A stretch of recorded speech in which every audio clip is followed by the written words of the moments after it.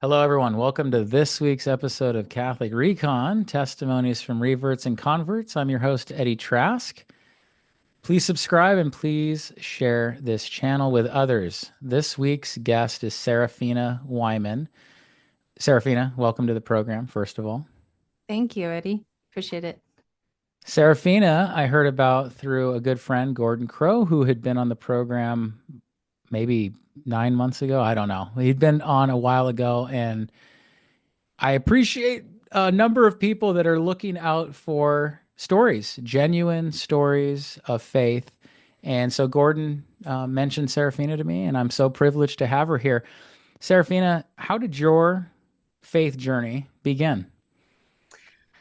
I was raised in a pretty Protestant and evangelical family. So I grew up praying, and my mother was really big into speaking tongues and having prayer groups over. And so I was very much from like the earliest I can remember, immersed in prayer. And so most of my thoughts growing up had to do with faith. Do angels really exist? Is the devil really real? That's those sort of questions. I really started questioning my faith more when we all do kind of that high school going into college years. I went off to college. That's when I actually stopped going to church for a while. And I noticed I was putting, my school first and studying first. And I started getting like, I started really noticing a deep lack of like an emptiness in my heart. And I just started noticing a void there. And I really started to think, and this was about 2 years before graduated college, like I really need to start exploring churches and, figuring out, what do I believe? So, no, that's So how it started. that's how it started. So, but through those first 20 years, it was just steady as she goes. You didn't feel like, Yeah, we growing up, we actually had quite a lot of family problems, and so I would rely on my prayer life quite a lot. Even from the earliest age, my parents had a very bad relationship, so I would be praying for them constantly, and then we moved around a lot, so we would pray for good housing and finding the right whatever it was. And so um in that time I would see answers to my prayers. So I really grew up with a strong feeling that someone was listening, that there was a God. So I had a very strong prayer life. Like I felt very connected and that God was listening. But then it was really sad that when I went to college, I really stopped going to church, stopped praying. And that's when I noticed, oh, there is a huge void here when I stop.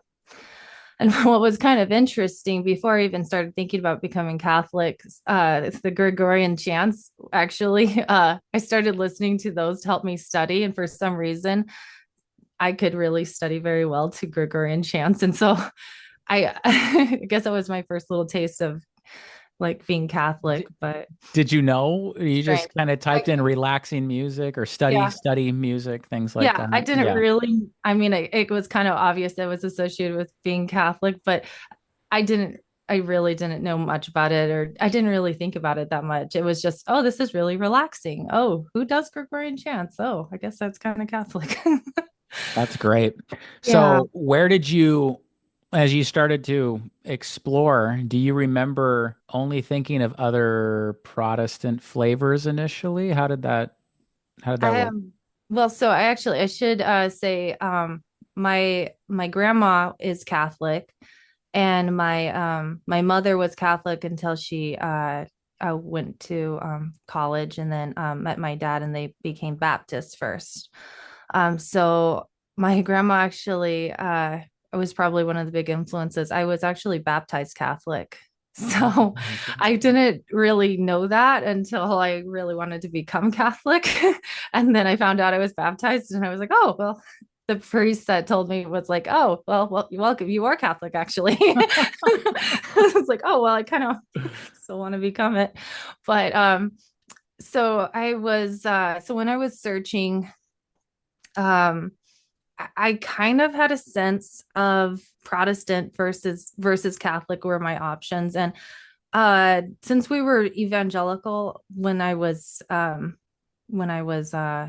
searching, for some reason it didn't make sense. Nothing made sense in between evangelical and Catholic, like all of the steps in between, because I just saw that, they were just one step away kind of logic. So I'm like, either these are all equally good, like being Protestant is all equally the same, or it was like either or. It was like either Protestant or Catholic in my mind, because they all broke off from the Catholic Church. And I could see that after doing a little bit of research. So um so then I would say I spent about a year, my last year in college, just kind of looking at the catechism and kind of putting in my questions. Like, is this really real? And then kind of seeing what the catechism had to say about it. And then I read some books and actually, but one of the funniest parts about what was leading me to being Catholic was I had a really long drive during the summer. I was commuting from our house to college every day, and that was an hour one way, so it was a 2 hour commute every day. And I was listening to relevant radio, and on relevant radio, it was mostly Patrick Madrid would be the guy on, and then sometimes Father Simon. He was also really good. And I could relate to Father Simon because he had like that evangelical aspect or understanding to him. They would fire me up because I would be like, I thought you guys prayed to Mary. And then, Patrick would be like, no, we do not pray to Mary. This is what we're doing. So, yeah, people would call in with questions that I had, but I was, too scared to ask. So, and I would just, yeah, that would keep me awake on really long drives. So I would sometimes just put it on because I wanted to stay awake. So, because, everything he was saying was the opposite of what I was being told about what Catholics believe. Did So, anyone in your family know about this phase while it was happening? actually, not while it was happening because my I knew my mom really wouldn't want it. And also I didn't want anyone to say that I was like being influenced by anyone. So I didn't really talk to anyone. Not I didn't even let my grandma know that I was Mhm. thinking about becoming Catholic. So yeah, I mostly did a lot of searching on my own because I just wanted to make sure I was being led by God and not by anything else. So that's kind of how that started. Now, I don't even know if I've asked this before, but as you were digging into, so you're listening to relevant radio, you're reading the Yeah. catechism. Yeah. Did you, even in the midst of getting those objections answered, were you still thinking, okay, the Protestant faith is more correct than what I'm learning? Or did you immediately feel, I'm drawn this direction and something is leading me very clearly? Yeah, the second, the I Yeah. was I every time I would look up a question that was a controversy in my mind, I would like the Catholic answer. And I also had a lot of um I felt very comforted by all of the church fathers. And I thought to myself, these are so many men, so many really, and women, but so many people before me have spent their entire lives thinking about this question, and they agree, this person agrees, that person agrees, it piles up into, wow, this makes a lot of sense. So yeah, I don't think I came across one question where I was like, I could see the Protestant side of that. I would see the Protestant side and be like, that doesn't make sense. Who made that up? Sure. Yeah. So yeah. So you got those questions answered. So for you, it's just a matter of time. You wanted to make sure that all of your questions were answered before you made any Yeah. commitment. Yeah, so it was that way. I was going through My last year of college, I was in a science degree. So a lot of my mind was totally focused on proof. You know, I've got to prove this, I've got to prove that before I even let my heart kind of have a chance at anything. And so I was really guarded with the decision. So I wanted to make sure it made sense in my mind before I even let it. Um, and before I even, became very emotional about it. But what was crazy was every time I went into a church, or even the whole experience of being drawn into the Catholic Church, it was being drawn by my heart. Like there was something drawing me for, very real. Like, why was I spending hours of my day looking these questions up while, my friends are doing whatever else, so there was definitely a huge desire there. But I needed time. I needed time to answer all the really hard questions, because I was, I wanted to be able to show a good defense to my family if they were going to ask me. So, um, but there came a point when, I graduated college, and I started my secondary. I have a +1 degree, which is in medical science. So that's to work in a hospital and in the lab. But anyway, so when I was studying for that degree, that was in 2019, going in 2020. That's when I actually started talking to a priest, and I was going to mass, and I was kind of opening myself up to praying there in the church and watching the mass. And that's when I just started feeling really emotional about it. I was overwhelmed. I would usually cry each time, just how overwhelmingly peaceful and beautiful it was. And I would just think, I've never felt this way in a Protestant church ever. I've never felt that overwhelming sense of, God's spirit and his presence, you know, in a church. So That's incredible. yeah, and Yeah. it would just make me get so like warm. My whole body would just get so warm, and I would just, yeah. So I loved it. I loved going, and it would just invigorate me. So I just kept going. And so And yeah. still not telling anyone about that part, No, the journey? yeah, Yeah. not. And it was actually funny because when I went up to my secondary school. It was up in Spokane, and I was living with actually a pastor.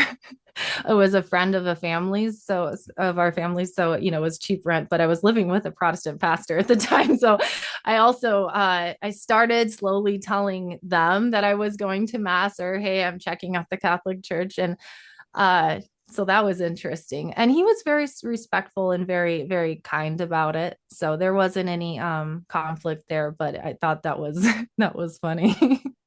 Yeah, I always find it funny the people that have said they're implying they're sneaking over to mass because Yeah. they're so concerned about how so many people in their sphere are going to react.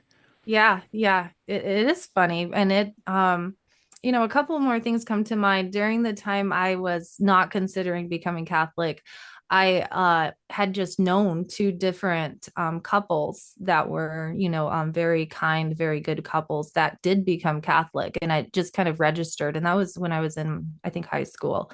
I would just hear, oh, so and so became Catholic, and, whatever, would be the conversation around that. But I would be like, well, I know them to be very intelligent, and I know them to be very kind people. So I was like, oh, that's interesting. I wonder why they just become Catholic. So those kinds of like witnesses stuck with me. But yeah. So that was kind of interesting.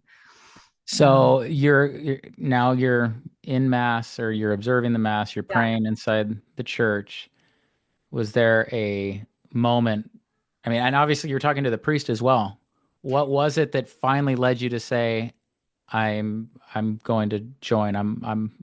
I'm done with all the objections or the not delays, but you know what I mean.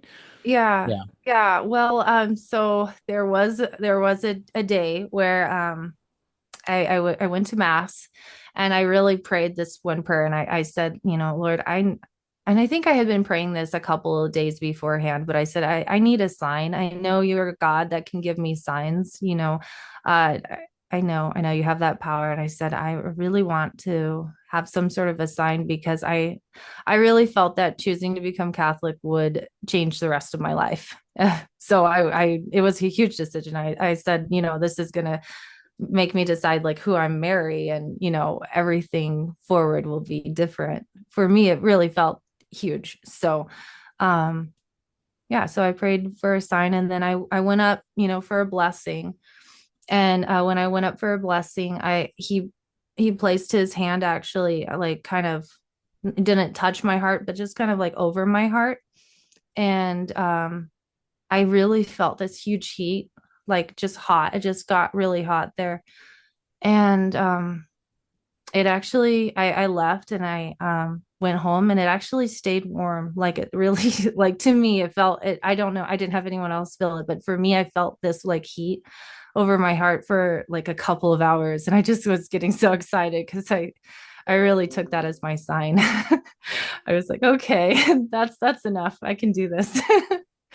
So I think he was warming up my heart, because I had been going through a lot of, emptiness. So I was really feeling that. Yeah. So What a that great was sign. What a beautiful sign. My it was goodness. So then you knew after that event that you were going to enter RCIA, or that you were committed, but you were still going to figure out the timing of it? Yeah, I after that, I it was actually it was a college town, and a very large parish Catholic college is there. So they had an RCIA, but it was actually just a confirmation class. And since I had already been baptized, I knew I only needed to do the confirmation class, and it was for young adults that, have made it to college and, never was confirmed. So I actually got plugged into that group. And so through that group, we did my first confession and then confirmation. So, but yeah, I reached out to the parish and got that started. But I hadn't been talking to a priest even up to that point when I came and got a blessing.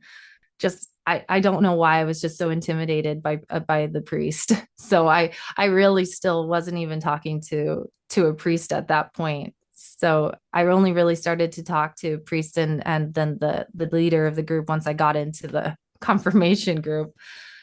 But there was a young adult there was a young adult group that I did go to a couple of their like pub nights or whatever. So that I was starting to talk to other Catholics, which was a step for me. But yeah, yeah. So how was it receiving the sacraments? So it was really great. The my first sacrament I received was penance, reconciliation, and I had done, and I don't this wasn't exactly, I don't know how correct this was, but I had done some research that if you're baptized, you can go to confession. So I went to confession at a normal, confession time. I Hmm. didn't do like the first reconciliation that the class did, but then I went ahead and did that too when once the whole class got there. But I don't know, I was very eager to do the reconciliation part.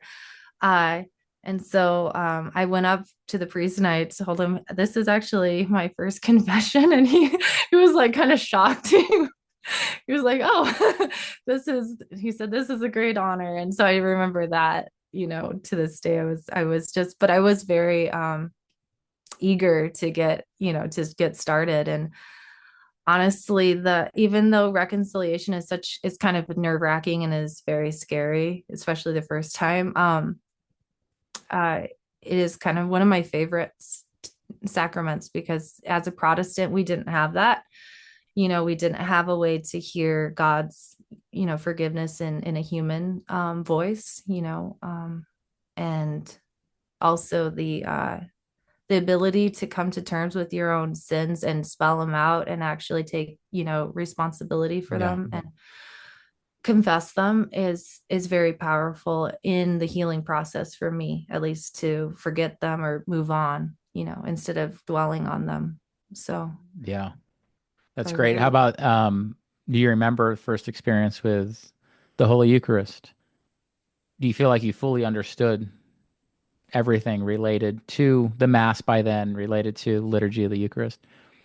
Yeah, I really I was so excited to receive the Eucharist. And I would say the lead up before I received the Eucharist, I had just been so focused on the people receiving it, and just the prayers, and just being very aware that he was present there, and just being in awe of it. And then when I received it, I was just very, very thankful and very joyous, and it kind of sweet and sour, like a little solemn too, because this was, such a beautiful but very large responsibility, Yes. to be prepared and everything for Well that. said. Yeah. Did you have family or friends that were now aware of this whole process, or was that also after? No. I did tell my family, hey, I'm going to get confirmed. Does anyone want to, watch? But no one, it was a long drive, so no one was able to come up. But unfortunately, there wasn't even like a Zoom option or anything like that too. So yeah, no, I didn't have anyone come. But my sisters were, they're like, oh, okay, good for you. It didn't really affect them much. And my mom was like, please don't become Catholic. And I was like, no, it's really what I think God's calling me to do. So so I that but I didn't get much more pushback other than that. And my dad was like, well, you're following God, and that's all that matters to me. So it wasn't terrible at all. So you remember when you were saying that you were going through the catechism and really listening a lot about the faith Yeah. because you wanted to be able to defend it. So that did that come up much at all? Has it come up since? Um, well, with my family, I've always kind of been the instigator of discussions. So, once I found out that they weren't going to come to me with questions, I would start coming to them. So, what do you think about Mary? Like, what do you think about, contraception? What do you think about whatever hot topic, I think I could talk to them about? And I haven't been very successful in getting any person in my family to become Catholic, but I've had lots of interesting conversations Good. since. So, Good. so yeah, I still think there's a lot more in my future Yeah. with that. Yeah. So, Now, what is it that you want to do? Yeah, that's a perfect segue to the next question. How do you view the faith? How do you view your, I suppose, responsibility of making it known what you know? Is you're kind of saying you're doing stuff yeah, with family, asking questions. How do you view it when in the community, in those relationships that you have?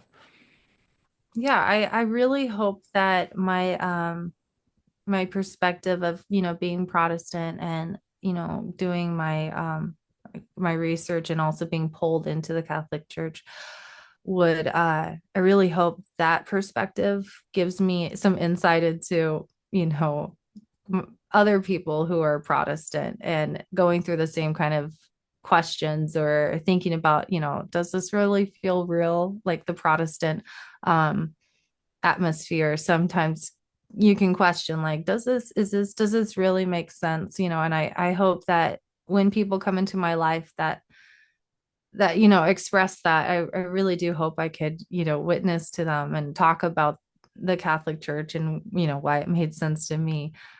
And right now I still feel like I'm in the phase of learning my faith more and more, because there is so much to know. So I right now I'm trying to surround myself with a lot of Catholic friends and a lot of strong believers who can teach me.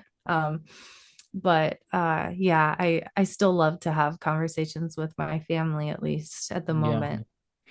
Yeah, and it's for you, it's not just the defense of the faith, of course. It's sharing that experience you had when the priest blessed you, as well as the peace Yeah, that you felt when you were sitting in mass or praying in the yeah, church. yeah, That kind of stuff is so powerful. Uh, yeah, and I can tell you have the courage to share that. I want I want more people to be able to share those aspects because, of course, there are those that find something in doctrine and they say, oh, that was convincing. But then there are these others you just felt of, you had both really, but you Yeah. feeling that peace is something that, when you hear a lot of anti-Catholic rhetoric, people will say, well, why would you convert? And when you can defend and have that incredible experience that hit you, Yeah. it's powerful. It's really powerful. Thank you. Yeah. Yeah. And I really do think I should share more. It does take a lot of courage and the right timing. But The right time, yeah. absolutely. The right timing, the right audience. Yeah. You have to tailor what you're going to say based on obviously what the people are saying in front of you. But yeah, just so happy for you and appreciate your testimony so much. Let me ask one other question. Yeah. What do you think it takes to have someone? I think guess the answer is the Holy Spirit. Obviously, we all know that. But Yeah. what do you think it takes for someone that's in college to even consider walking into any church? What is it? There are so many young people that they refuse to go to church. Yeah, I for me it was that looking for truth, and also I don't know if because I'm sure it was because I had a background in a strong prayer life. I kind of knew what I was looking for, if that makes sense. And I think that is kind of sad. I think a lot of people in college now probably don't even know what they're looking for. A lot of people in college now haven't really been raised in any faith, Sure. which is kind of, it's really sad. But I think if someone in college is looking for peace, in this world that's very noisy, and if they happen to stumble into an hour of adoration, I think they would find themselves in a different world, and probably a world that they would want to stay in for a while. So, That's great. Thank you so much. yeah, Appreciate our time together. Is there anything else you want to add before I we go? kind of want to share one more funny story. Yeah, please. Okay, around the time when I was making those long commutes and listening to relevant radio, I had an old rosary that was my grandfather's, and relevant radio was praying the rosary constantly. So I had this little prayer. I thought, Lord, if this is a sin, because I thought it could be a sin to pray to Mary, because that's idolatry or something horrible. So yeah, I prayed, Lord, if this is a sin, please forgive me. But I think I should pray the rosary. So I started praying the rosary. And when I would pray the rosary, I found out that this is helping my prayer life more than anything else at that point. And I had at that point was felt so dry in praying. Like I was going through such a dry you know, time in my life with prayer. So I was, starting to meditate on all of the mysteries of the rosary. And I'm like, wow, there is something to this. And so I really do think Mary helped me to the church. Thanks for sharing that. That has come Yeah. up so many times where Yeah. a Protestant will say, God forgive me if I'm doing something wrong here. So funny. It's so funny. And then lo and behold, it's a dramatic shift in their Yeah. thinking after that. And peace and And so much peace. peace after praying the rosary. It didn't matter how much anxiety I had before. I was like, wow, I feel so much better. Yeah, yeah. And Then the I other thing is, go ahead, finish. Go ahead. like the verse came to mind, like, something by the fruits, Yes. you know, by the fruit. So I was like, oh, there are some good fruits coming from this. I'm going to judge this as a good thing. Yeah, yeah. And the other thing is, if anyone critiques such a thing to say, "Oh, that's convenient, you felt peace, that's demonic," all these accusations, I really want to mention that you go to the church that asks us to pick up our crosses. You're not going into a relativistic free for all. So that needs to be another point, if I may say that, Yeah. that Yeah. we need to talk about. Just logically think about that. We're all fallen. Where do you think we want to drift toward? What do you think we want to drift towards? Something that's asking us to give our lives, or something that's just, fly by the seat of your pants, see what happens. Sure, it's going to work out just fine. Just be a nice person. So, Yeah. yeah. Yeah. It's crazy. Anyway, yeah, I get amped up about that, but that was beautiful hearing about the rosary, and I appreciate it. Yeah. Well, I wish you the best. Thank you. As certainly we'll be praying for your continued journey. And yeah, everyone, please share this and please like and comment and do all those things. And until next time, take care and God bless. Bye. Thank you.